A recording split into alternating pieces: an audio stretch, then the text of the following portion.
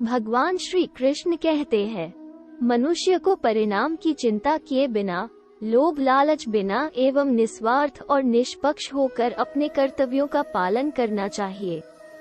जिस तरह प्रकाश की ज्योति अंधेरे में चमकती है, ठीक उसी प्रकार सत्य भी चमकता है। इसलिए हमेशा सत्य की राह पर चलना चाहिए।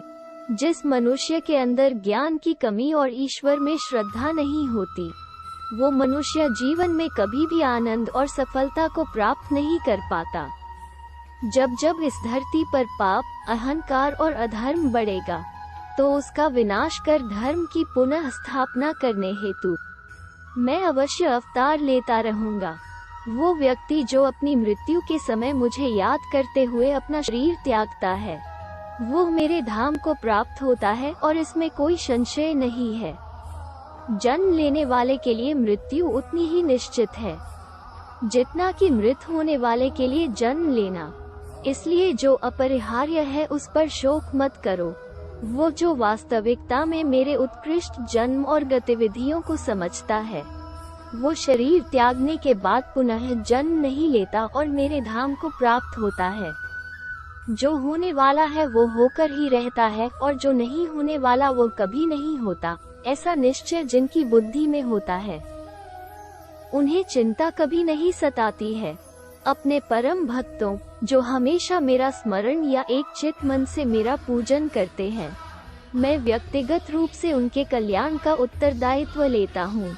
अच्छे कर्म करने के बावजूद भी लोग केवल आपकी बुराइयां ही याद रखेंगे, इसलिए लोग क्या कहते हैं इस पर ध्यान मत दो।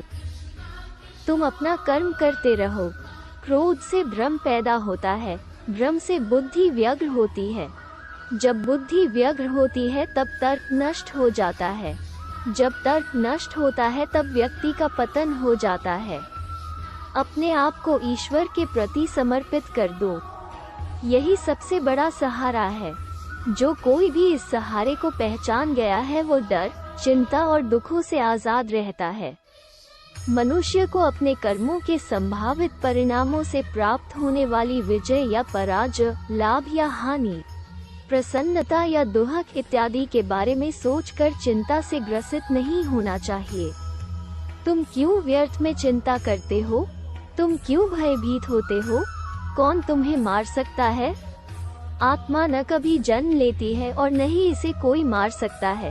यही जीवन का अंतिम सत्य है। श्रेष्ठ पुरुष को सदैव अपने पद और गरिमा के अनुरूप कार्य करने चाहिए, क्योंकि श्रेष्ठ पुरुष जैसा व्यवहार करेंगे तो इन्हीं आदर्शों के अनुरूप सामान्य पुरुष भी वैसा ही व्यवहार करेंगे।